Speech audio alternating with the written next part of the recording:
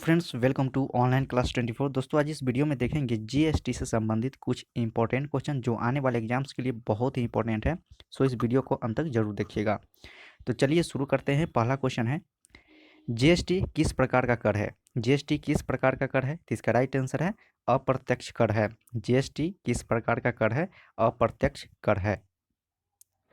अगला क्वेश्चन है, GST bill को सर्वप्रथम पारित करने वाला राज्य कौन है? तो इसका राइट आंसर है असम। जीएसटी बिल को सर्वप्रथम पारित करने वाला राज्य असम है।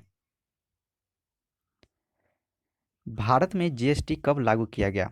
तो भारत में जीएसटी 1 जुलाई 2017 को लागू किया गया।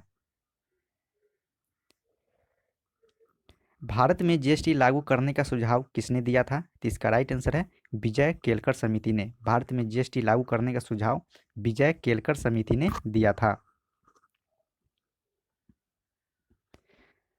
अगला प्रश्न है, सर्वप्रथम जीएसटी बिल का प्रारूप तैयार करने वाली समिति के अध्यक्ष कौन थे? तो इसका राइट आंसर है असीम दास गुप्ता थे।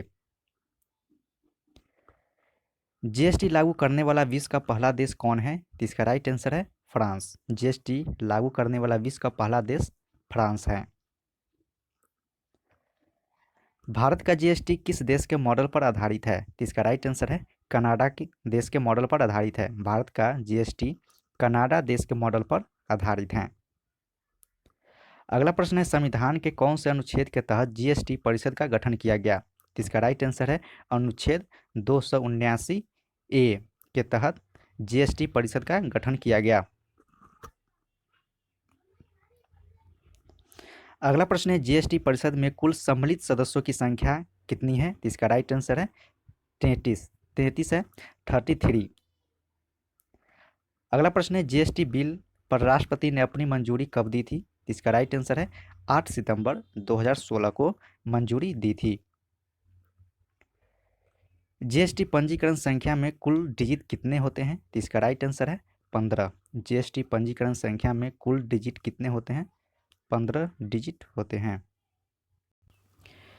अगला प्रश्न है, जीएसटी की चोरी करने पर कितने वर्ष की सजा का प्रावधान है? तो इसका राइट आंसर है 5 वर्ष की।